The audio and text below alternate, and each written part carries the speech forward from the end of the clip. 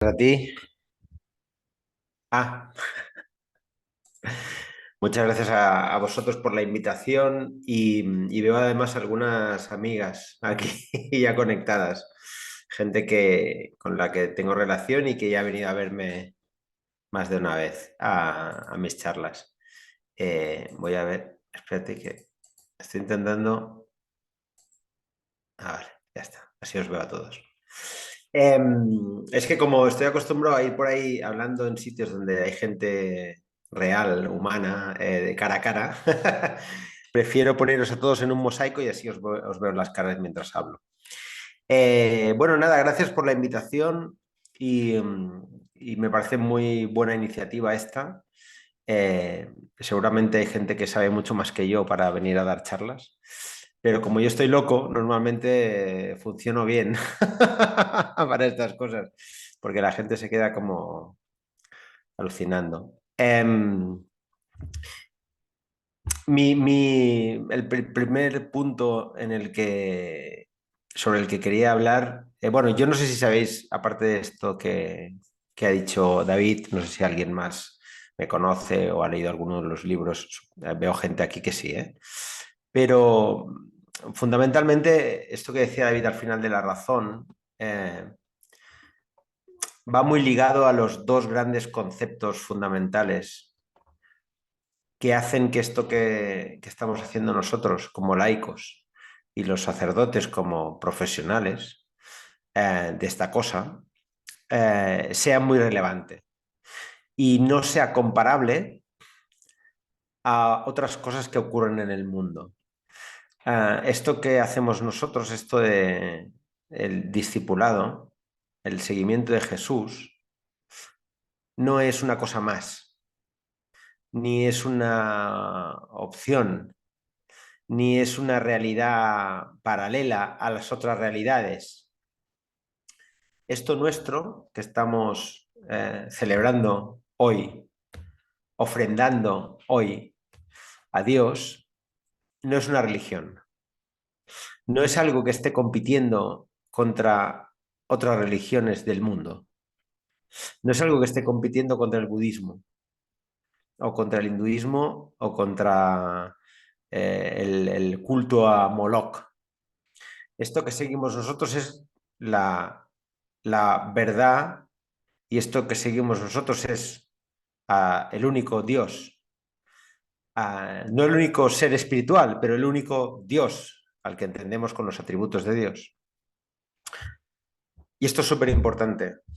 Ahora intentar explicar por qué, pero para contextualizar lo que estoy diciendo, la idea, la concepción, la intuición de que Dios existe no es algo nuestro ni es algo actual, es algo desde siempre y en todo el mundo.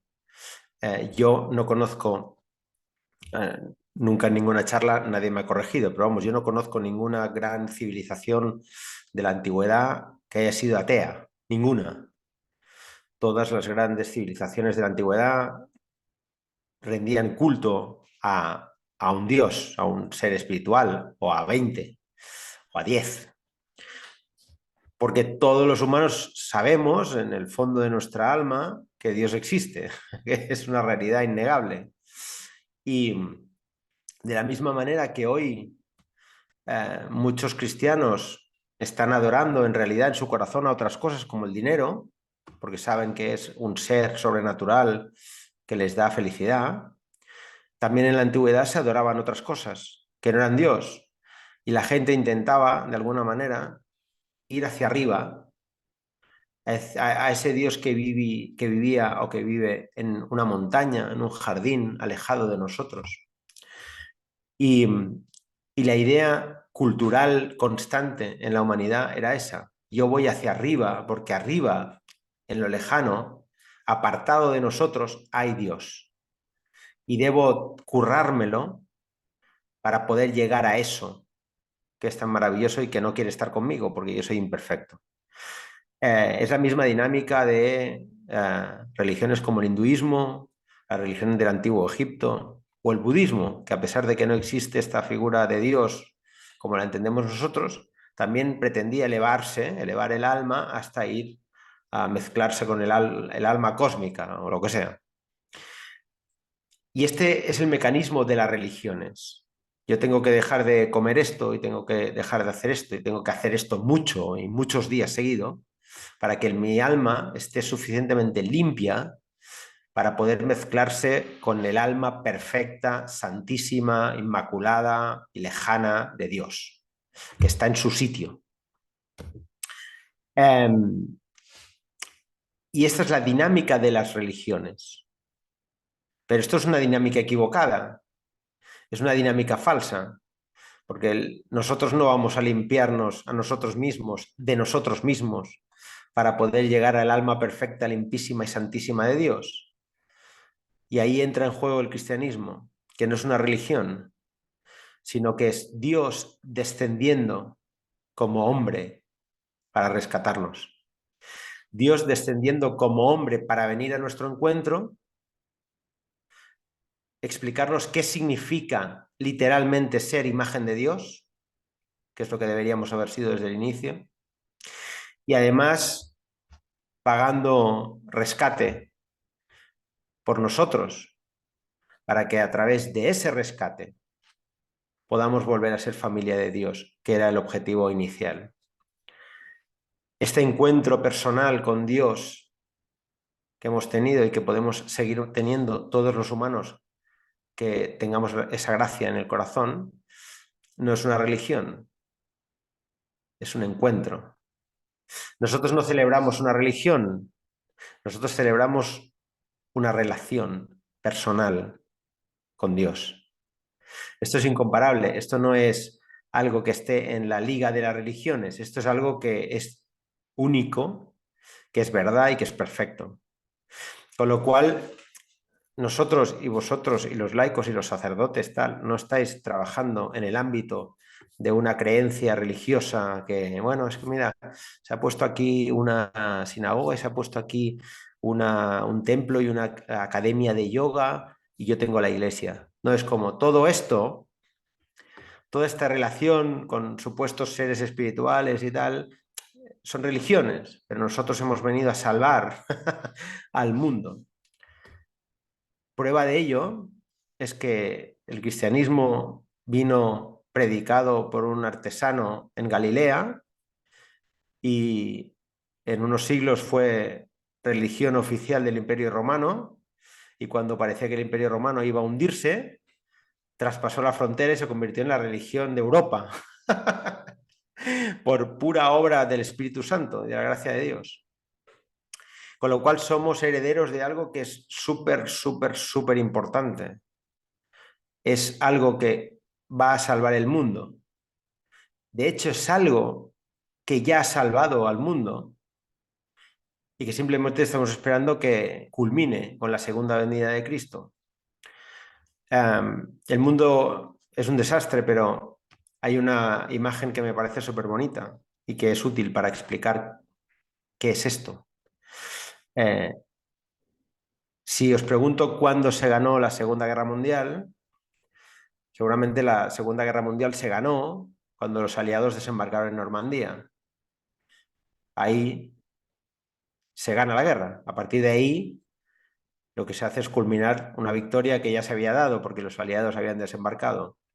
Pero antes de que oficialmente acabe la guerra, no solo hay muchísimas batallas y muchísimas muertes, sino que además hay 2 bombas atómicas. Esto es Cristo. Cristo ya ha ganado la batalla, pero la guerra se está acabando y estamos luchándola. Esto por un lado, con lo cual estamos comunicando y tenemos la responsabilidad de comunicar a los otros algo grandioso, algo verdad y algo que no es comparable a nada del mundo. Y la segunda cosa es que esto no es un libro más de espiritualidad, no es un libro más de, en absoluto es un libro de autoayuda, pero además no es un libro de espiritualidad, no es un libro de meditación, no es un libro de trascendencia, es un libro en el cual Dios deja constancia de su existencia y de su operación en el mundo. Es un libro que se debe leer porque es imposible que lo leas y no entiendas de manera clarísima quién es Dios y por qué esto es verdad. No es un libro de fantasía mitológica, no hay episodios de locura mitológica como hay en el Mahabharata o en el Bhagavad Gita o en el Ramayana, donde pasan cosas absurdas de magnitudes titánicas. Los milagros de la Biblia, por ejemplo, son sorprendentemente escasos, teniendo en cuenta que es un libro sobre Dios. Hay algunos concretos que suceden en el Éxodo y después Elías y Eliseo operan algunos, pero no son abundantes, no es una cosa increíble. Es Dios trabajándose a un pueblo para poder comunicarse al mundo entero y salvar a la gente. Es un libro que está regularmente confirmado por la arqueología, a pesar de que a veces gente que desconoce la historia apela a problemas concretos. Es un libro que además cuenta algo, fijaos, mira, es que es muy chulo. Si vosotros habláis de religiones, si vosotros habláis de personajes religiosamente extremadamente relevantes como Krishna u otros más recientes, vosotros tendréis algunos libros de espiritualidad que le refieren. Normalmente solo uno y después libros secundarios que toman ese uno como referencia. La vida, muerte, sacrificio y resurrección de Cristo es algo que no solo está en las Escrituras, sino que está mencionado más o menos, de manera más directa o más indirecta, por gente como Flavio Josefo, Tácito, Plinio o Suetonio, que son historiadores romanos, que hablan de Dios hecho hombre.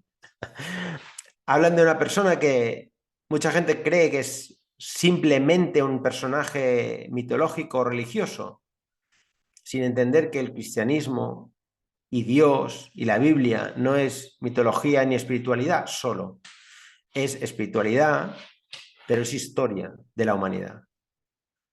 Y es muy importante que entendamos todo esto que estoy diciendo, porque el plan incluye que demos nuestra vida para predicar el Evangelio. El plan incluye que todos nosotros dediquemos nuestra vida como principal prioridad a predicar el Evangelio. Bueno, los curas, no, tú. Y ese es el acuerdo, ese es el plan. Cuando nosotros como laicos decidimos que ser cristiano significa ir a misa los domingos, al margen de valoraciones de tipo moral, ético, lo que quieras, que no me interesan, hay un problema estrictamente bíblico, que es que no es el llamado. El llamado es hacer discípulos. El llamado es a crecer en el discipulado y a compartir esto con la otra gente.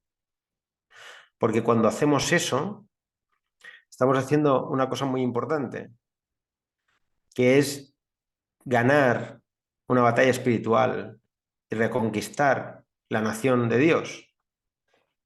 Es así, parecen palabras muy locas, pero debemos entender que lo que creemos a veces tiene aristas extrañas, pero que es puramente bíblico. Y además Jesús dice que cuando nosotros nos dedicamos a hacer discípulos y a predicar su palabra, Él ve a Satanás caer del cielo como un rayo y que además nuestros nombres están escritos en el cielo. No me digas que no es una maravilla. ¿Y por qué es importante el contexto que hemos dado al principio para esto que os estoy diciendo ahora? Porque solo si auténticamente entendéis, entendemos todos, que esto que estamos creyendo es una verdad increíble, imposible, pero cierta, vamos a decidir y poder dar nuestra vida honestamente para predicar esto y para comunicar esto a todo el mundo. Y es algo urgente y es algo importante. Y además cuando lo haces honestamente, cuando lo haces genuinamente, cuando te dedicas en cuerpo y alma a difundir esto, eh, notas que tu vida no se simplifica, que tu vida se complica y que debes estar preparado para recibir, porque estás haciendo algo que es importante, que es tomar parte en una batalla que se está produciendo e intentar que otros tomen parte en esta batalla. Este concepto a veces eh, bélico asusta a algunos y es como que genera cierto rechazo, pero bueno, es una manera simple de entender que estamos en un llamado importante, trascendente y hoy más que nunca. Y digo que es importante la parte del contexto, de la verdad histórica, porque cuando Cristo murió, había a su alrededor gente que le había visto hacer milagros, que le había visto actuar, que le había visto predicar, con lo cual eran mucho mejor creyentes que nosotros, mucho mejor cristianos que nosotros. Pero cuando Jesús murió, esta gente que era mucho mejor que nosotros, seguro, se escondió. Cuando Jesús murió en la cruz, esta gente que había visto a Jesús vivo decidió esconderse. Ni siquiera fueron a la crucifixión, como ya sabéis. Y cuando las mujeres fueron a buscarles, dijeron que estaban locas, que Jesús no había resucitado. Incluso Pedro, que fue lógicamente un pilar de la iglesia, le negó en su cara 3 veces. Y nosotros debemos entender que en esa gente se operó un cambio que cambió sus vidas a peor, pero que en cambio trabajaron para que el reino de Dios llegara y se hiciera general en la tierra. Esta gente vio a Jesús vivo, resucitado. Una vez muerto y enterrado, Jesús volvió y se presentó ante ellos. Y cuando vieron eso, todo cambió para siempre. Decidieron dar su vida, morir por predicar el Evangelio. Es que si haces eso te van a matar. Bueno, ¿y qué? Pero Cristo vive.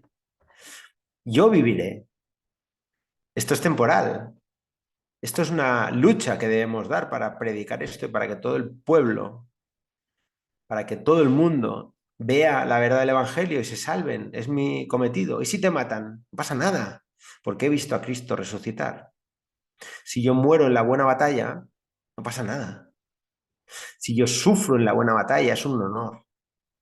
No pasa nada, no hay problema. Si yo me empobrezco en la buena batalla, no pasa nada, porque he visto a Cristo vivo. El segundo elemento, lógicamente, es algo sobrenatural. Vamos a hablar de este mundo sobrenatural. El segundo elemento es el Espíritu Santo, que llega en Pentecostes, y se derrama sobre 3.000 personas que se van a sus ciudades y empiezan a sembrar la iglesia de Dios. Este elemento es fundamental y es la explicación de que el cristianismo sea lo que es hoy en día, contra todo pronóstico. No tiene... Debemos entender una cosa que es súper importante, que a veces la gente que no ha estudiado teología no pensamos en ello. Lo del cristianismo es rarísimo. No tiene ningún sentido. Es decir, el cristianismo es la primera creencia en un mundo sobrenatural, en un ser divino, la primera de vocación universal. No existía ese concepto. Es así de loco. Cualquier civilización antigua tenía su Dios. Y vosotros podéis pensar, ostras, pues mira, esto es una cosa que es cultural, ¿no? Cada uno tiene su Dios, pero es que no es exactamente cultural. La Biblia advierte en Deuteronomio 32 que Dios se harta.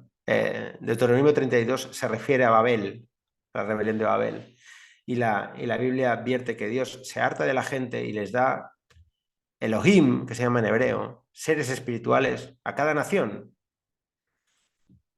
y que Él se reserva a la nación de los hebreos. A través de Abraham, hebreo es una manera de referirse a los arameos. Por lo tanto, cuando Cristo viene a conquistar el mundo, viene a ser el Dios del mundo. Por eso, si os fijáis, no hay exorcismos en el Antiguo Testamento. No quisiera equivocarme, pero no hay ni uno. Y en cambio sí que hay textos en los que se refieren a dioses de otras naciones. Y en cambio Dios actúa en su nación.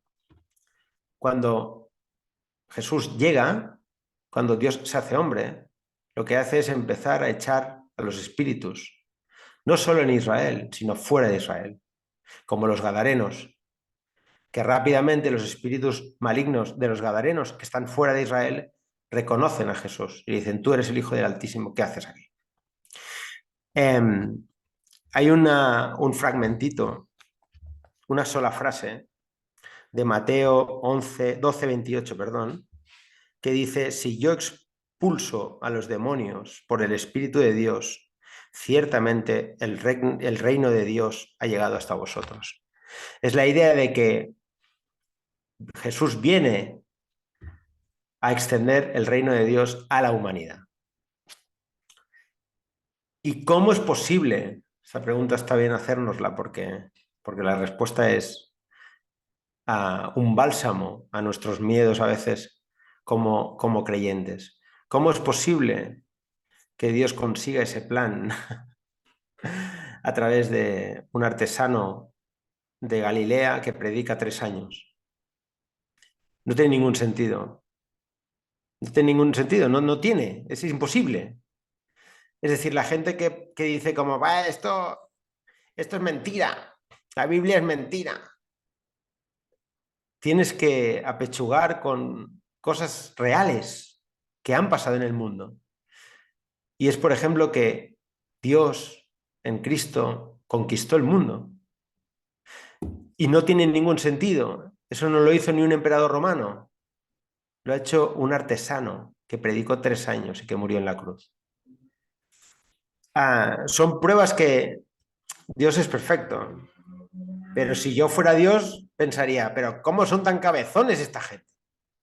¿Qué más quieren? O sea, ¿qué más quieren? Pero bueno, supongo que es parte de su plan. Y además esto me lleva a otro punto que es muy importante, que creo que es importante que entendamos también todos nosotros cuando estamos predicando esto.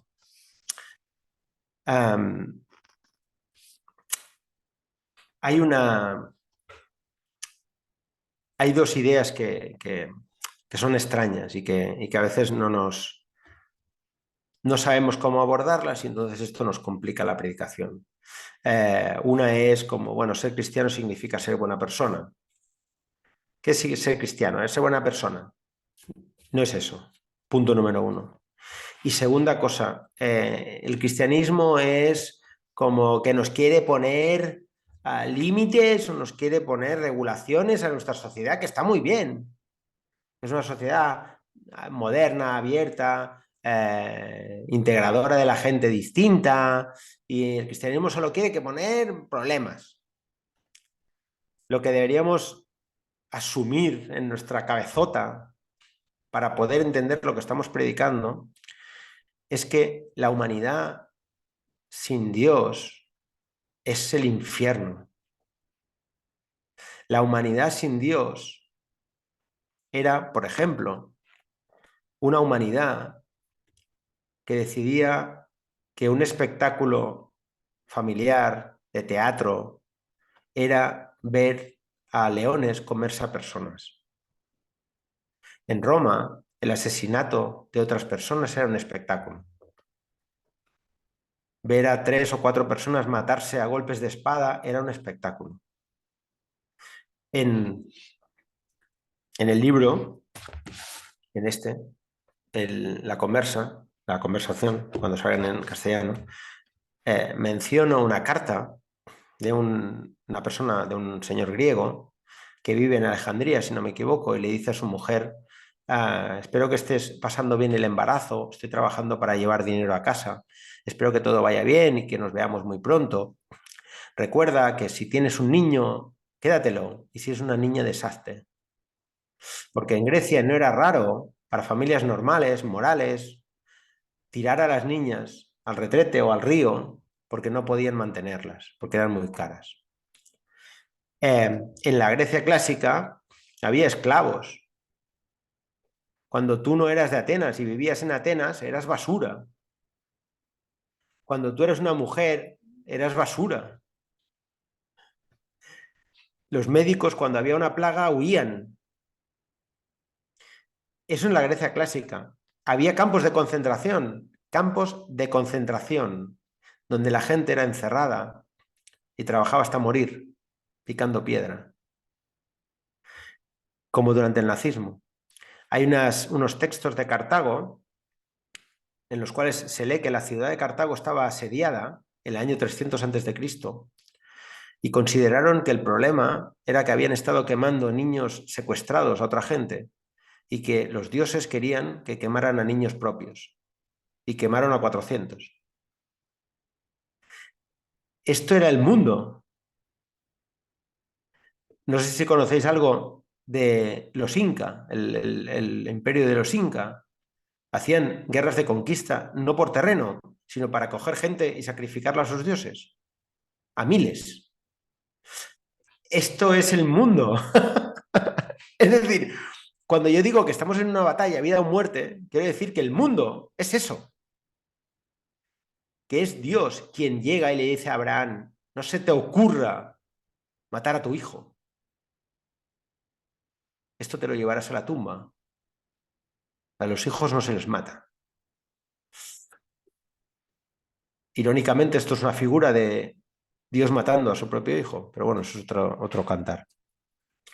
Hay un texto, creo que en Jeremías o en Ezequiel, en el cual Dios está iracundo con Israel, porque han empezado otra vez a sacrificar a niños en el templo, como hacían sus vecinos.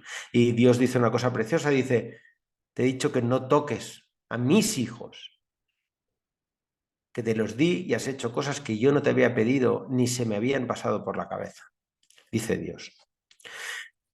Quiere decir, estamos ante un Dios y un libro y una revelación que cambia el mundo y nos establece una base moral que es la que hoy compartimos.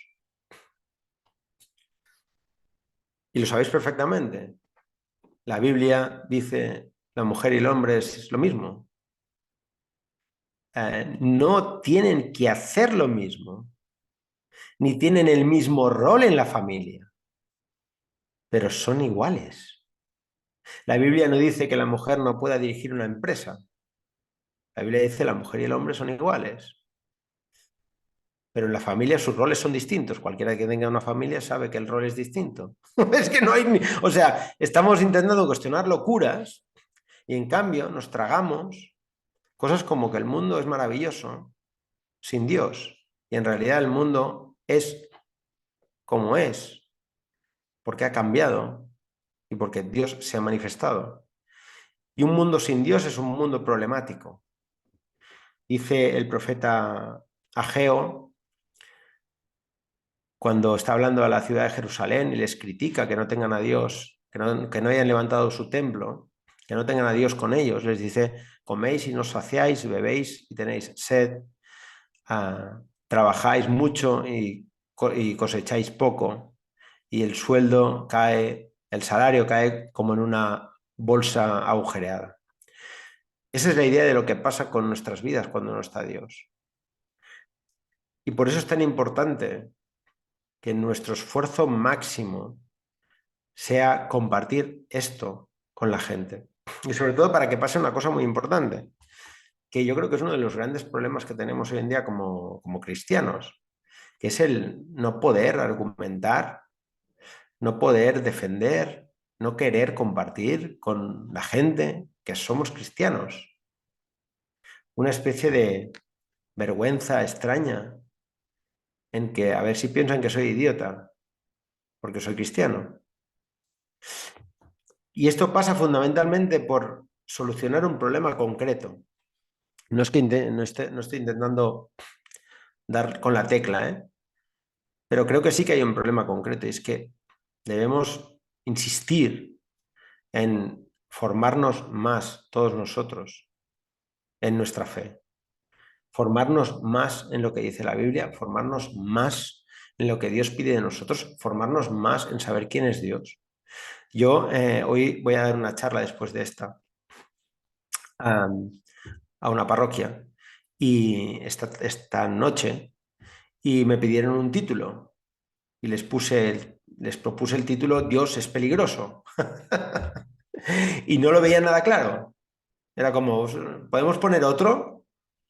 Y era como, no, tío, si es que Dios es peligroso. Y lo que mola, lo que la gente debe entender, es que el Dios soberano, todopoderoso, creador del universo y del cosmos, sustentador de la vida, viene y habla contigo. El Dios que podría destruir el cosmos sin siquiera moverse, te perdona, muere por ti y te lleva a su familia. ¿Es una locura o no? Hay una, y acabo con esto, para cerrar y contextualizar esto que es último. No sé si conocéis el libro Crónicas de Narnia. Crónicas de Narnia es un libro sobre Dios, es una imagen. Y Dios es Aslan, que es un león. Y la niña le pregunta al castor, voy a ver a Aslan, tengo que estar preocupada. Y el castor le dice, Aslan es un león y un león siempre es peligroso, pero Aslan es bueno. Y esa es la idea fundamental. Dios no es mi abuelo que está en el cielo y que me quiere mucho. Dios es alguien que cuando uno de los mejores y más santos profetas de la historia está ante él, como es Isaías, cae de rodillas y pide ser descuartizado, literalmente, porque no soporta estar en presencia de alguien como Dios. Que cuando Pedro ve a través de la pesca milagrosa que Jesús ciertamente es Dios, cae de rodillas y pide que se aparte de él porque no merece estar ante su presencia. Dios es alguien enorme, no solo de tamaño. Dios es alguien purísimo, santísimo, que tiene el mundo en sus manos y que ya ha ganado la batalla por nosotros. Pero que además, cuando conoces quién es, cuando estudias y cuando sabes sus atributos y sabes quién es Dios, todavía sientes mucho mayor gozo, mucho mayor alegría, mucha más felicidad y confianza de que ese ser te haya perdonado y amado más de lo que nadie te va a amar nunca en el mundo. Por lo tanto, yo creo que, para acabar, ahora sí, y podéis preguntarlo cosas, debemos aprender y formarnos y leer teología y leer la Biblia cada día y aprender muchísimo más sobre quién es Dios y sobre cómo la historia le da la razón indiscutible a la existencia de Dios, a la existencia de Jesús y a nuestra relación con Dios. Y eso nos va a quitar cualquier prejuicio de decir, ostras, me oculto porque van a pensar, porque van a decir. Nosotros tenemos un llamado que es precioso, que es reconquistar el mundo para que Dios gobierne soberanamente. Y no es algo que vayamos a hacer nosotros, es algo que va a hacer Él, pero que nos va a usar a nosotros. Somos pequeñas, como decía el teólogo Michael Heiser, somos puntos de luz en un mundo a oscuras y que estos puntos de luz luchan para expandirse y para juntarse unos con otros, para volver a reconquistar la tierra de las naciones desheredadas, decía él. Espero que haya sido más o menos interesante este ratito y, y estoy todavía un rato más para por si hay preguntas, a ver si alguien se anima. Gracias. Gracias, que hable alguien ahora.